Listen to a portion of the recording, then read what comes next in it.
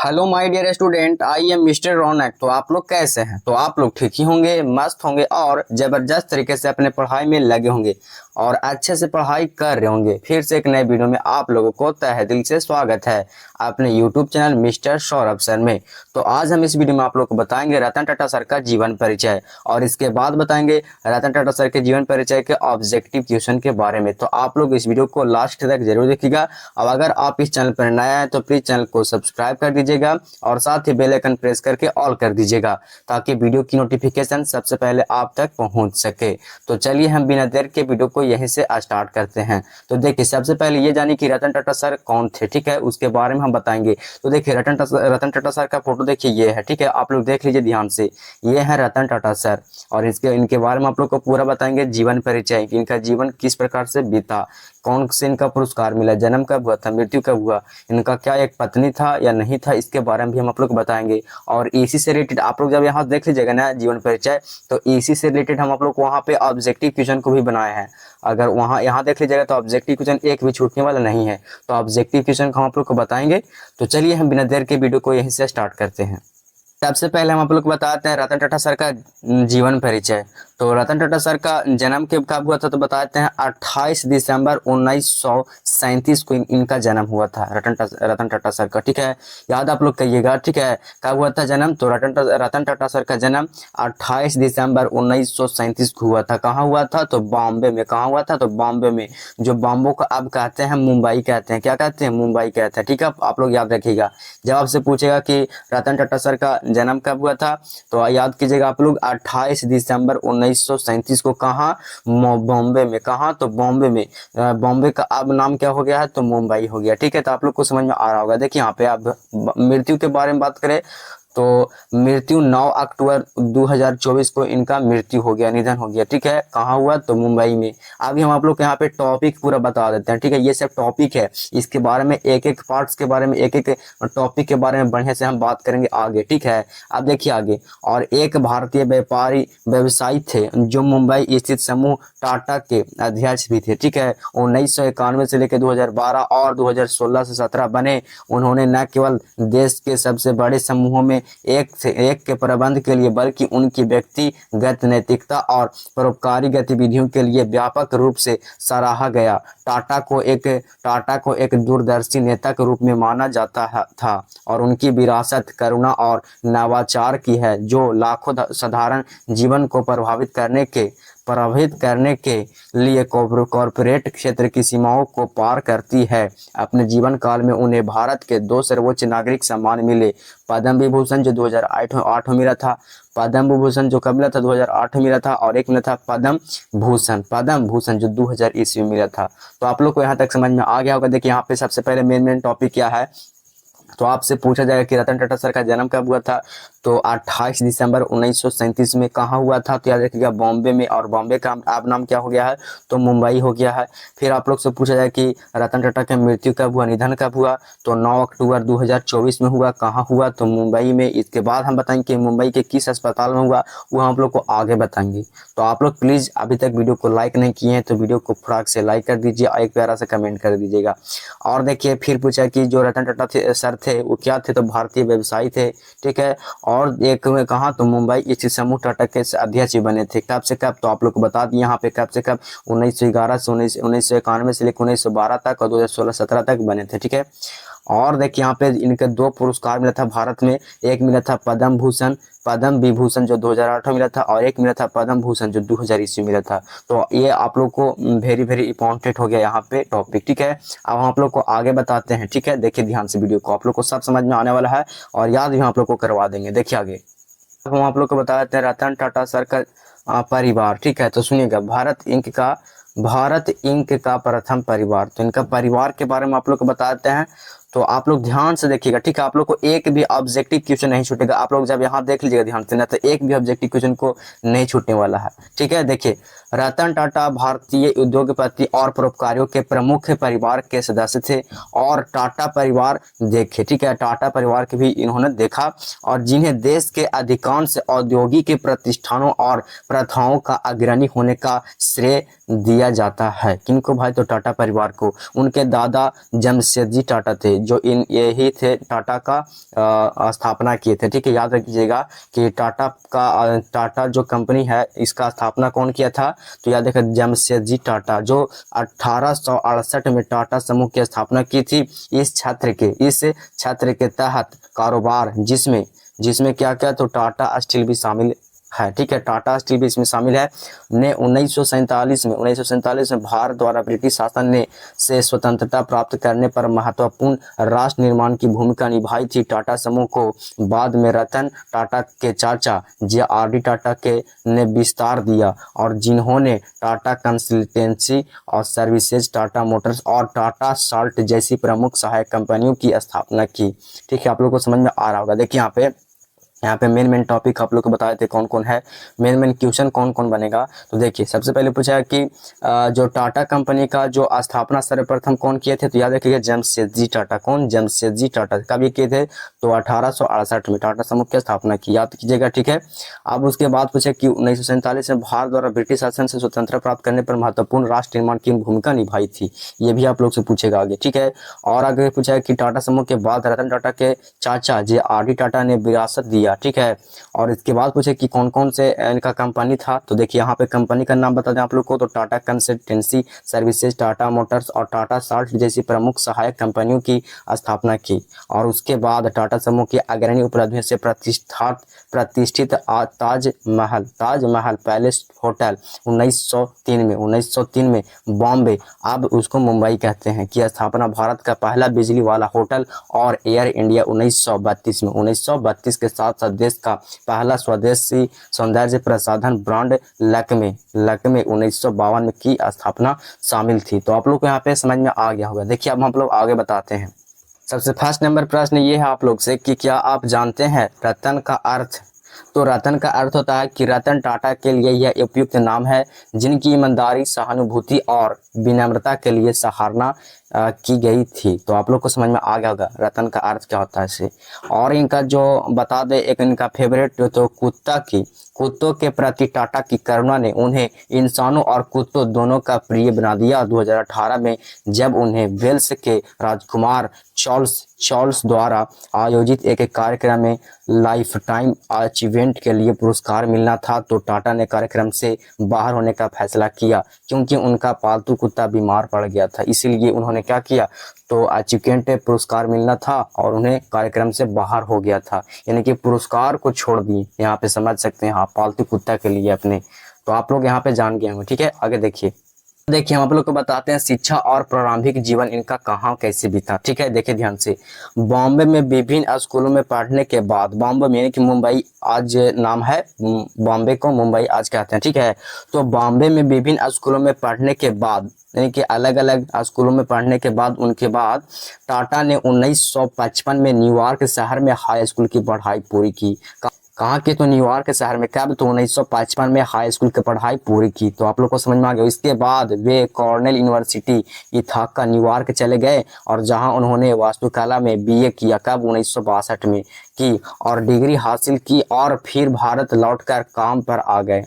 उन्होंने नौकरी के ही दौरान अपना व्यावसायिक प्रशिक्षण प्राप्त किया। टाटा समूह के कई व्यवसाय में अनुभव प्राप्त किया और उनमें से एक national radio and electronics company के प्रभारी निदेशक 1971 नियुक्त हो गए, यानी कि बन गए। कब, तो डायरेक्टर। ठीक है, कब बन गए, तो 1971 में। किसके, तो रेडियो एंड इलेक्ट्रॉनिक्स कंपनी का। ठीक है, एक दशक वे टाटा इंडस्ट्रीज के अध्यक्ष बने और 1991 में अपने चाचा जे.आर.डी. टाटा के बाद टाटा समूह की मूल कंपनी टाटा सन्स के अध्यक्ष बन गए, यानी कि मेन बन गए टाटा का। ठीक है, अध्यक्ष बन गए। ठीक है, कब, तो 1991 में। इनके चाचा का नाम क्या था, तो जे.आर.डी. टाटा। जे.आर.डी. टाटा के बाद इनके जो है ना, इनके बाद कौन बने, तो रतन टाटा बने थे। ठीक है, आप बताते हैं जानवरों के प्रति प्रेम क्या क्या था। ठीक है, आप लोग ध्यान से देख लीजिएगा, आप लोग को कोई भी ऑब्जेक्टिव क्वेश्चन छूटने वाला नहीं, आप लोग को समझ में आ रहा होगा। देखिए, ठीक है, आगे देखिए।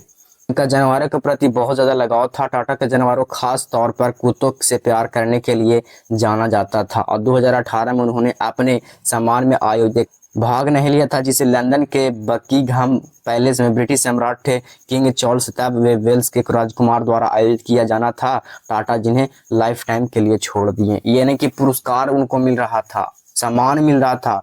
उन्होंने अपने जानवर को प्रेम करते थे, कुत्तों से प्रेम करने के लिए कि जब उनको पालतू जानवर से बहुत ज़्यादा प्रेम था, लगाव था, बहुत ही ज़्यादा। तो अचीवमेंट के लिए पुरस्कार मिला था। अन्य समारोह ने से कुछ दिन पहले उनके जो कुत्ता था ना बहुत ज़्यादा बीमार पड़ गया था, इसीलिए उनको जो पुरस्कार मिला था वहाँ पे नहीं गए। अपने कुत्ता को जब बीमार पड़ गया था तो अपना पुरस्कार ही छोड़ दिए। समझ सकते हैं कितना महान व्यक्ति थे रतन टाटा। समझ सकते हैं आप लोग, के कारण अपनी यात्रा रद्द करने का विकल्प चुना, यानी कि छोड़ दिया वैसा पुरस्कार को। ठीक है, अब देखिए यहाँ पे आगे देखिए, जानवरों के प्रति प्रेम तो आप लोग को बता दिए, लेकिन और यहाँ पे आप लोग को बताया था। ठीक है, देखिएगा ध्यान से, जानवरों के प्रति प्रेम बहुत ज्यादा था इनका, रतन टाटा सर का। तो देखिए ध्यान से, हम आप लोग को और ज्यादा इनके बारे में बताते हैं। ठीक है, देखिए, टाटा ने जीवन भर पशु कल्याण की वकालत की और टाटा समूह के मुख्यालय बॉम्बे हाउस में टाटा ने सुनिश्चित किया कि आवारा पशुओं को अच्छी तरह से सुसज्जित केनेल तक पहुंच मिले और उन्हें परिसर में स्वतंत्र रूप से घूमने की अनुमति दी। और जिनका ताज होटल है ना, इनमें आप लोग को कुत्ता भी जाकर के वहाँ पे खा सकता है, बहुत ही बढ़िया से पी सकता है, वहाँ पे घूर सकता है, टहल सकता है, लेकिन वहाँ पे कोई उसको मार नहीं सकता, क्योंकि ये जो रतन टाटा सर थे ना, इनको यहाँ पे इजाजत दिए थे, परमिशन मिल गया था, परमिशन दिए थे कि इस कुत्ता को आप लोग कोई भी कुछ नहीं कर सकते हैं। आप लोग समझ रहे हैं कि इनका बहुत ज्यादा जानवरों के प्रति प्रेम लगाव था। ठीक है, आगे देखिए, यहाँ पे भारतीय राज्य होने से गोद लिया था। टाटा के अंतिम परियोजना मुंबई में 24 घंटे आपातकालीन देखभाल प्रदान करने वाला एक आधुनिक पशु अस्पताल भी उन्होंने बनाया। ठीक है, इसका उद्घाटन 2024 के मध्य में किया जाएगा। तो आप देखिए आगे यहाँ पे, टाटा समूह 30 कंपनियों का एक भारतीय समूह है जो ऑटोमोबाइल, रसायन, उपभोक्ता उत्पाद, ऊर्जा, इंजीनियरिंग, वित्तीय सेवाएं, सूचना प्रणाली, सामग्री और दूरसंचार सहित उद्योगों की एक विस्तृत श्रृंखला में काम करती है। छह महाद्वीपों के 100 से अधिक देशों में परिचालन करते हुए टाटा ने 20वीं सदी की शुरुआत से भारतीय उद्योग में नेतृत्व की स्थिति बनाई। प्रारंभिक रूप से कच्चे माल के व्यापारी के माध्यम से 19वीं शताब्दी के अंत में धन अर्जित किया था। बाद में यह रसायन, विमान, ऑटोमोबाइल और अंततः सूचना प्रौद्योगिकी में विस्तार करेगा। टाटा समूह और व्यापार, विनिर्माण और सेवाओं में इसके उपक्रमों का इतिहास 19वीं शताब्दी से 20वीं शताब्दी तक वैश्विक अर्थव्यवस्था और भारतीय पूंजीवाद दोनों के विकास को दर्शाता है।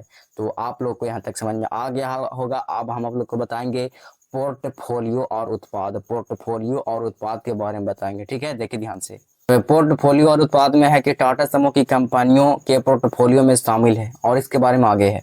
टाटा स्टील विश्व की सबसे बड़ी इस्पात विनिर्माता कंपनियों में से एक है, जिसकी वार्षिक कच्चे इस्पात उत्पाद क्षमता 35 मिलियन टन है। कितना है? तो 35 मिलियन टन है वार्षिक में, यानी कि एक साल में। ठीक है, आगे देखिए, टाटा मोटर्स कार, यूटिलिटी वाहन, पिकअप ट्रक और बसें बनाती है। जो टाटा मोटर्स है ना, टाटा मोटर्स कार बनाती है, यूटिलिटी वाहन बनाती है, पिकअप ट्रक और बसें इत्यादि से यहाँ पे मोटर्स बनाती है। तो आप लोग समझ में आ रहा होगा। ठीक है ना। Tata consultancy services TCS IT सेवाएं, परामर्श और व्यावसायिक समाधान प्रदान करती है, और 2024 तक टीसीएस बाजार पूंजीकरण के हिसाब से भारत की दूसरी सबसे बड़ी कंपनी बन गई है टाटा। ठीक है, और टाटा केमिकल्स रसायन, फसल सुरक्षा और विशिष्ट रसायन उत्पादों में कार्य करती है। आगे देखिए, टाटा कंज्यूमर प्रोडक्ट दुनिया की सबसे बड़ी चाय निर्माता और वितरक कंपनियों में से एक तथा कॉफी उद्योग में एक प्रमुख खिलाड़ी है। टाटा पावर 2024 तक भारत की सबसे बड़ी बिजली कंपनी जो है, 2024 में बहुत बड़ा बिजली कंपनी बन गया है टाटा पावर। ठीक है, आप लोग याद रखिएगा। और देखिए, टाइटन क्या होता है? जीवन शैली उद्योग में एक प्रमुख खिलाड़ी। टाइटन अन्य उत्पादों के अलावा आभूषण, घड़ियों और चश्मे भी उत्पाद करता है। टाटा कैपिटल संपत्ति प्रबंध, वाणिज्य वित्त और बुनियादी ढांचा वित्त सहित व्यापक वित्तीय सेवाएं प्रदान करती है। देखिए यहाँ पे टाटा कैपिटल जो है ना, वो संपत्ति प्रबंध, वाणिज्यिक वित्त और बुनियादी ढांचा वित्त सहित व्यापक वित्तीय सेवाएं प्रदान भी करती है। आगे देखिए, 2 पॉइंट और बचा है। इंडियन होटल्स कंपनी 2024 तक भारत की सबसे बड़ी अतिथि कंपनी जो 12 देशों और 4 महाद्वीपों में सैकड़ों होटलों का संचालन करती है। Indian advance system limited, Tata की एरोस्पेस और रक्षा सहायक कंपनी जो हथियार और उन्नत रक्षा प्रौद्योगिकी का उत्पादन करती है। तो आप लोग यहाँ तक समझ में आ गया होगा। आप देखिए आगे। अब हम आप लोग को बताएंगे टाटा का परिवार। टाटा का परिवार कहाँ तक विकसित किया है, किस प्रकार से, देखिएगा ध्यान से। भारतीय उद्योगपतियों और परोपकारियों का परिवार है जिन्होंने लौह और इस्पात संयंत्र, कपास मिलों और पनबिजली संयंत्रों की स्थापना की जो भारत के औद्योगिक विकास के लिए महत्वपूर्ण साबित हुए। परिवार के समूह टाटा समूह का मुख्यालय मुंबई में है। याद कीजिएगा आप लोग कि टाटा समूह का मुख्यालय कहाँ है, तो मुंबई में है। आप लोग से ये प्रश्न आप लोग आगे पूछा जाएगा ऑब्जेक्टिव क्वेश्चन में। टाटा एक पारसी पुरोहित परिवार से था। जो टाटा जो है ऐसे पारसी पुरोहित परिवार था जो मूल रूप से पूर्ववर्ती बड़ौदा राज्य अब गुजरात से आया था। कहां से आया था, इसके धर्म के बारे में बता रहे हैं यहाँ पे। जो अब गुजरात से आया था। परिवार की किस्मत के निर्माता जमशेद नुसरवानजी टाटा, जन्म इनका जो हुआ था नुसरवानजी टाटा का, तो आप लोग को बता दे तो 3 मार्च 1839 को नवसारी में भारत में इनका मृत्यु हुआ था। 19 मई 1904 को मृत्यु हो गया। बेड नोहेम जर्मनी, बॉम्बे अब मुंबई, यानी कि बॉम्बे में इनका मृत्यु हुआ था जो अब मुंबई इनको कहा जाता है। के किफिंटर कॉलेज से शिक्षा लेने के बाद 1858 में अपने पिता की निर्यात व्यापार फर्म में शामिल हो गए और कंपनी की जापान, चीन और यूरोप, संयुक्त राज्य अमेरिका में शाखाएं स्थापित करने की मदद 1872 में उन्होंने कपास निर्माण पर ध्यान केंद्रित किया और 1877 में कानपुर और नागपुर और बाद में बॉम्बे जैसे कुर्लों में स्थापना किया। ठीक है, आगे देखिए। टाटा ने 1901 में भारत के पहले बड़े पैमाने के लौह के कारखानों का आयोजन शुरू किया और उन्हें 1907 में Tata iron and steel company के रूप में शामिल किया गया और उन्हें बेटे पर सर दोराबाजी जमशेदजी टाटा 1859 से लेकर 1932 तक इनका जीवन और मृत्यु काल है और सर रतन जी टाटा जो 1871 से 1932 तक के निर्देश में टाटा काम की। ठीक है, iron and steel company Bharat में सबसे बड़ी निजी स्वामित्व वाली स्टील निर्माता कंपनी बन गई और न केवल कपड़ा, इस्पात और पनबिजली बल्कि रासायनिक कृषि उपकरण, ट्रक इंजन और सीमेंट बनाने वाली कंपनियों के समूह का केंद्र बन गई। परिवार की औद्योगिक सुविधाएं बिहार राज्य के जमशेदपुर शहर में केंद्रित थी। कहाँ थी, तो जमशेदपुर के शहर में केंद्रित थी। और जो इनके जो टाटा समूह का जो निर्माता जो स्थापना किए थे तो कौन किए थे, जमशेद जी टाटा किए थे। आप लोग याद कीजिएगा। ठीक है, और इनका जो शहर कौन था, जमशेदपुर इनका केंद्र था, शहर था। ठीक है, आगे देखिए।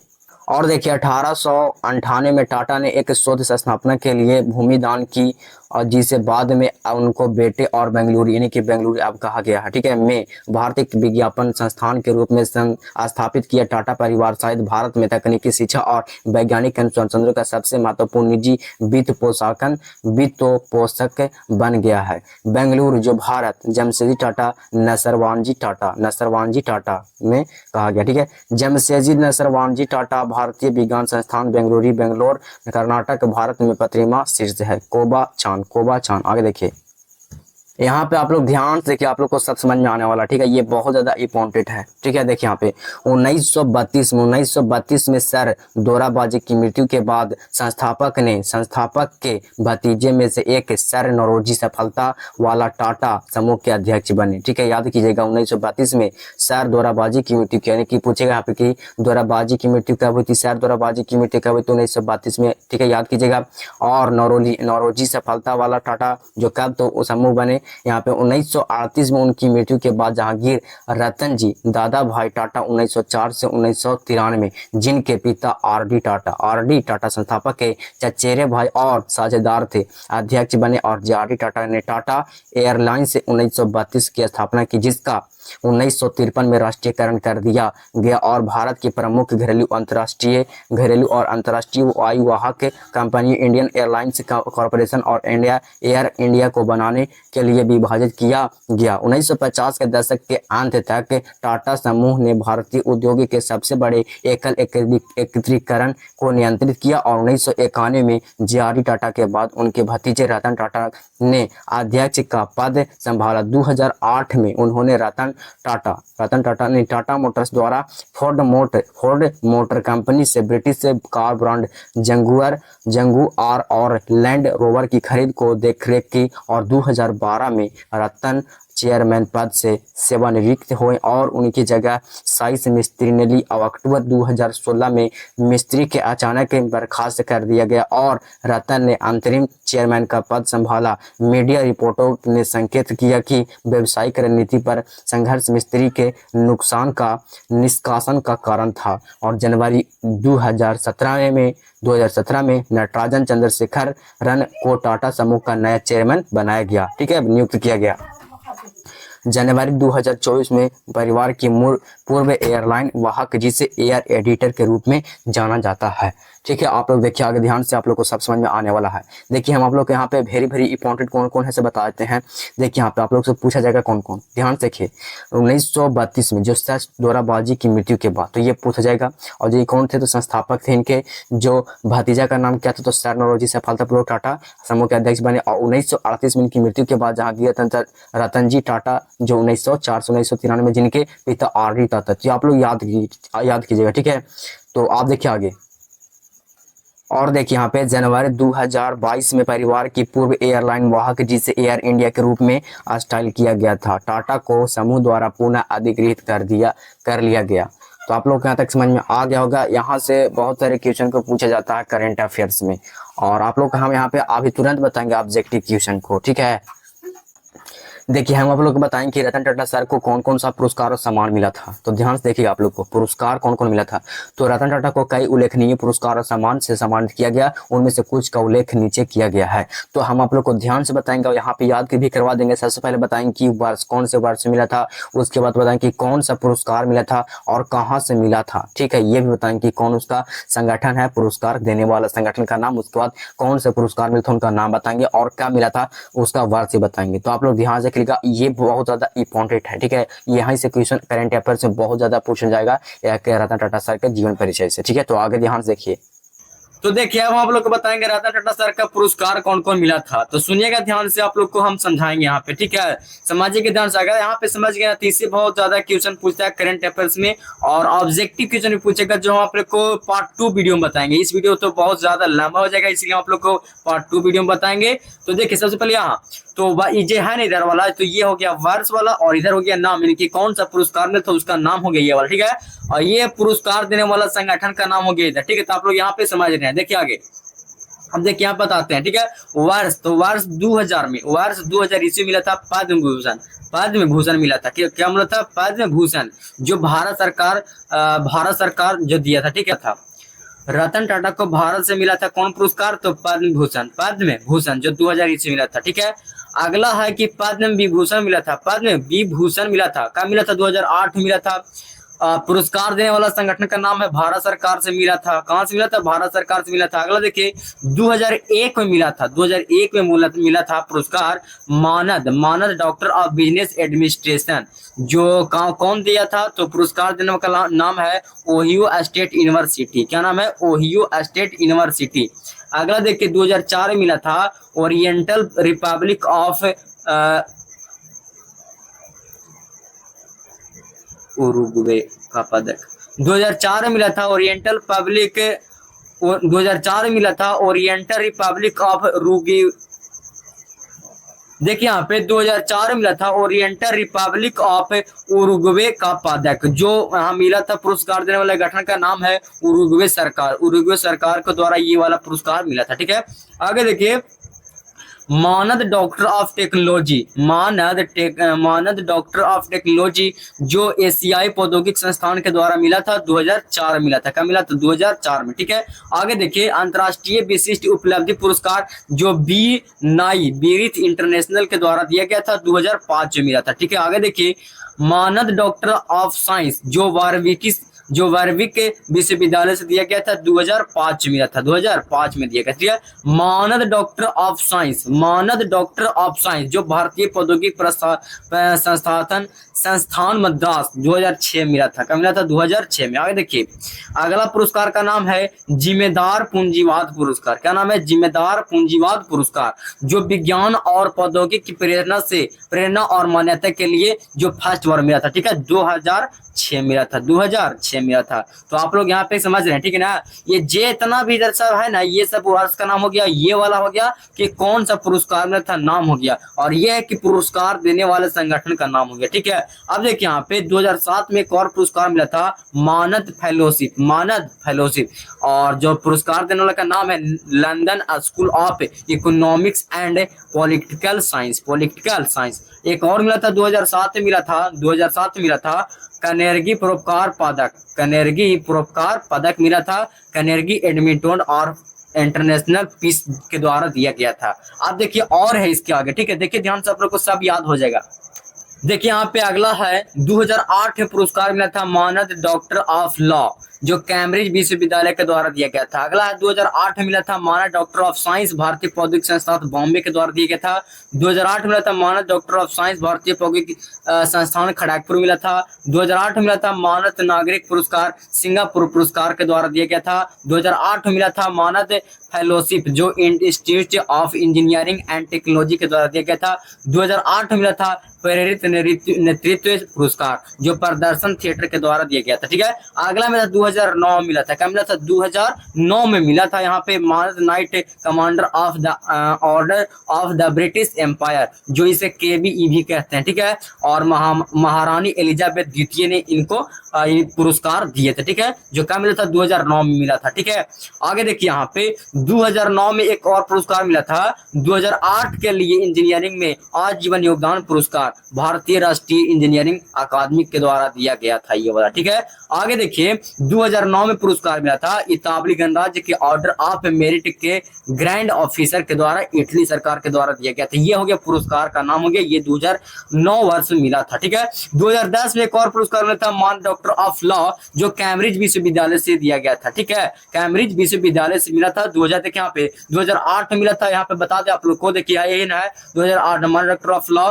जो कैम्ब्रिज विश्वविद्यालय से, यहाँ भी ये वाला है मान डॉक्टर ऑफ लॉ जो कैम्ब्रिज विश्वविद्यालय से मिला था 2010 में। ठीक है, एक और मिला था 2010 में हैंड्रिन पुरस्कार विश्व स्मारक निधि के द्वारा दिया गया था, हैंड्रिन पुरस्कार 2010 में। आगे और है, देखिए ध्यान से, के बाद 2010 में मिला था ओस्लो बिजनेस फॉर पीस पुरस्कार, बिजनेस फॉर पीस फाउंडेशन के द्वारा दिया गया था 2010 में मिला था। और legend in leadership award Yale विश्वविद्यालय के द्वारा दिया गया 2010 में मिला था। मानद डॉक्टर ऑफ लॉज पेपरडाइन विश्वविद्यालय द्वारा दिया गया था। ठीक है, 2010 में मिला था शांति के लिए व्यापार पुरस्कार बिजनेस फॉर पीस फाउंडेशन के द्वारा दिया गया था 2010 में मिला था। और पुरस्कार वर्ष का बिजनेस लीडर एससीआई पुरस्कार इनको दिए थे। ठीक है, इनके द्वारा मिला था, संगठन का नाम है। ठीक है, 2010 में मिला था मानद fellow royal academy of engineering के द्वारा दिया गया था ये। और 2010 में पुरस्कार मिला था व्यवसाय के मानद doctor New South Wales university के द्वारा दिया गया था।